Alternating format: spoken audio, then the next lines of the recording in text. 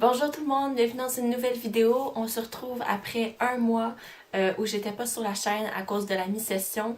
Et puis après ça, la fin de session est arrivée tellement vite que de la mi-session à la fin de session, j'ai juste croulé sous les livres et sous les travaux. J'ai apprécié mon expérience, bien sûr, mais c'était un peu épuisant. Donc là, on se retrouve pour une petite vidéo de retour. Alors, j'avais pas trop de livres à vous présenter parce que j'ai pas eu le temps d'en lire d'autres que ceux pour l'école. Donc, je vais vous parler uniquement d'un livre précisément, puis d'une réflexion que j'ai eue par rapport à cette lecture-là. C'est une réflexion par rapport à la lecture en général. Donc, aujourd'hui, je voulais vous parler de A Portrait of the Artist as a Young Man de James Joyce. Donc, Portrait d'un artiste en jeune homme en français. Vous pouvez le lire en français, bien sûr, c'est traduit. C'est quand même James Joyce. Et puis, voilà. Donc, ce livre-là, pour ceux qui me suivent sur Instagram, ça fait un an que je l'ai commencé. Donc, dans le fond, je l'ai terminé le 10 ou le 11 avril et j'avais commencé le 13 avril 2016. Pourquoi ça m'a pris autant de temps? C'est pas parce que c'est le livre le plus difficile sur la planète, c'est parce que je lisais 4 pages par semaine. Un truc du genre, il y a des périodes où je lisais pas pendant 2 mois. C'était vraiment la lecture la plus lente que j'ai faite de ma vie. Mais ça enlève pas le niveau de difficulté que j'ai eu avec ce bouquin-là parce que c'est effectivement le livre en anglais le plus difficile que je me suis jamais donné à lire dans le fond. Mais c'était tellement enrichissant comme lecture. Je veux dire, il y a des moments que j'ai vraiment beaucoup appréciés. Pardon, c'est mon cellulaire. J'ai coché les pages ici que j'ai aimées. Il y en a comme une coupe. Et les moments que j'ai préférés dans ce bouquin-là, c'est vraiment les passages un peu philosophiques où le personnage principal, qui s'appelle Stéphane Dédalus, nous partage sa vision de la beauté, sa vision de la musique, du rythme, c'est quoi pour lui, puis il va nous le définir. Et c'était tellement bien dit, c'était les parties les plus compréhensibles. Il y a une manière d'écrire là-dedans qui est vraiment folle. C'est, comme on le disait dans la quatrième de couverture et dans la préface que je me suis empressée de lire pour être sûre d'avoir au moins une base de compréhension de ce qui se passerait. James Joyce, il montre pas ce qui se passe, il décrit comment les choses se passent. Dans le fond, c'est comme si avec son livre, on voyait pas la pièce de théâtre finale nous être montrée en tant que spectateur. On allait dans les coulisses, on allait dans la salle des machines, puis là on voit comment ça se fabrique, comment la pièce de théâtre s'est faite, comment le bateau fonctionne si on est dans la salle des machines.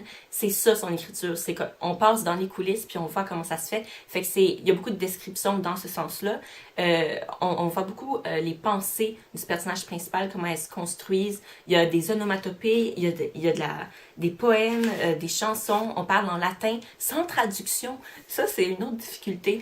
Il nous parle en latin comme ça dans la face, puis on sait jamais qu'est-ce que ça veut dire parce que c'est comme des inside entre les prêtres. Parce que, je vais finir par vous dire le résumé. Ça, c'est une autofiction de James Joyce. Alors, son alter ego, c'est Stéphane Dédalus et ça raconte son cheminement de vie jusqu'à l'âge adulte où il déménage de l'Irlande. Il s'expatrie, pas il s'exile, il s'expatrie en France. Parce que, si vous ne savez pas, James Joyce va déménager assez tôt en France pour écrire parce que il était très critique envers son propre pays, l'Irlande. Puis il a beaucoup écrit sur l'Irlande, genre toute sa vie, mais ailleurs, il y avait trop de jugements, puis il y a des trucs qu'il appréciait pas, il y a des trucs dont il se moquait, comme l'Église, il aimait pas le pouvoir qu'elle prenait sur les gens, il trouvait la culture folklorique un peu trop kitsch, touristique. Fait qu'il y avait vraiment des pensées très arrêtées. Donc, il est allé juste habiter ailleurs où il serait plus heureux pour écrire sur l'Irlande après. Et puis, je pense que la distance l'a aidé. Dans ce livre-là, Stéphane Dédalus va devenir prêtre parce que c'est la volonté de sa famille. Finalement, ça marche pas. Il y a plein de points critiques qu'il développe. Il est comme, mais finalement, peut-être que je crois pas en la religion catholique. Peut-être que c'est pas ça que je veux être. Donc, dans le fond, Stéphane Dédalus, c'est un rebelle, quoi. Il décide de sortir du chemin tout tracé que toute la société fait. Il est très subversif.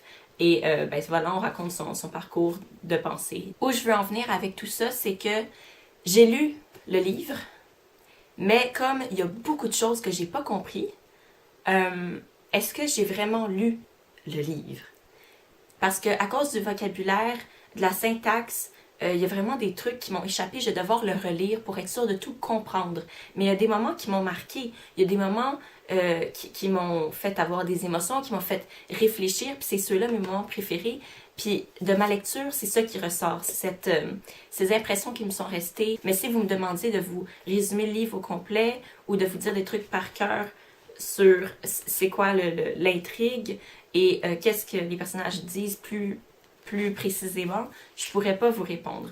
Et là, ça m'a fait penser, quand ça fait une semaine qu'on a lu un certain livre, on peut tout en parler vraiment par cœur, on l'a vraiment frais dans la mémoire, mais quand ça fait un an qu'on a lu le livre, puis qu'on se souvient plus trop de l'histoire, mais on se souvient juste de l'impression qui nous est restée, parce qu'on est encore dans la catégorie « j'ai lu le livre », si t'es pas capable de le résumer puis d'en parler parce que tu te souviens presque plus de l'histoire, est-ce que lire un livre, c'est quelque chose de temporel, d'éphémère, de pas stable, tu sais, quand ça fait 50 ans que tu as lu Kamouraska puis que tu l'as jamais relu, est-ce que c'est encore valide la phrase « j'ai lu le livre » ou faudrait toujours que tu l'aies frais en mémoire?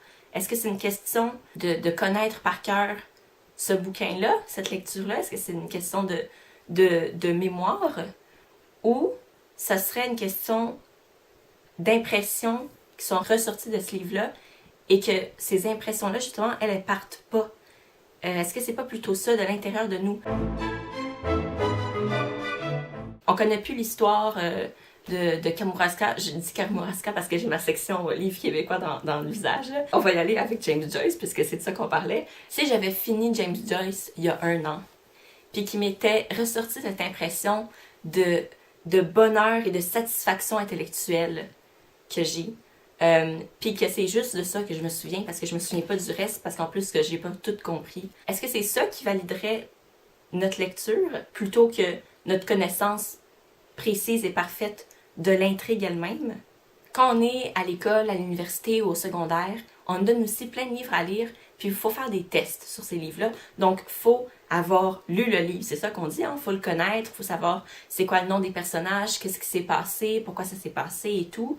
Et c'est ça, sur ces points-là, qu'on valide notre lecture. Comme ça fait partie d'avoir lu le livre, de connaître l'histoire puis de s'en souvenir des semaines, des mois plus tard.